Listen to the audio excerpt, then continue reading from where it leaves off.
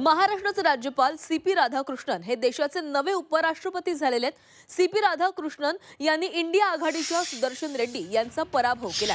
या निवडणुकीमध्ये सी.पी. राधाकृष्णन यांना 452 मतं तर सुदर्शन रेड्डी यांना 300 मतं मिळालेली आहेत। दरम्यान निवडणुकीमध्ये इंडिया आघाडीची मतं फुटल्याचा अंदाजही वर्तवण्यात आलेला आहे।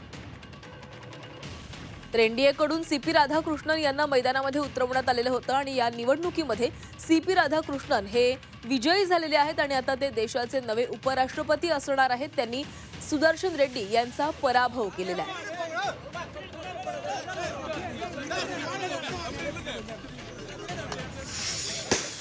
एनडीएच्या सगळ्या घटक पक्षांचे मी आभार मानतो आणि अभिनंदन करतो की त्यांनी एक अतिशय उत्तम अशा प्रकारचे राष्ट्रपती या देशाकरता निवडले आहेत।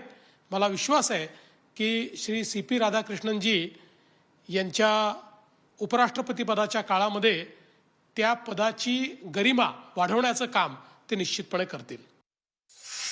ही निवडणूक प्रचंड चुरशीची होईल असा आभास नेहमीप्रमाणे तथाकथित विरोधकांनी त्या ठिकाणी इंडिया आघाडीने केला होता, परंतु आपण पाहिलं तर इंडियाच्या संख्याबळापेक्षा कितीतरी अधिक मताने त्या ठिकाणी आमच्या यशस्वी उमेदवारांना मतदान त्या ठिकाणी झालेलं आहे।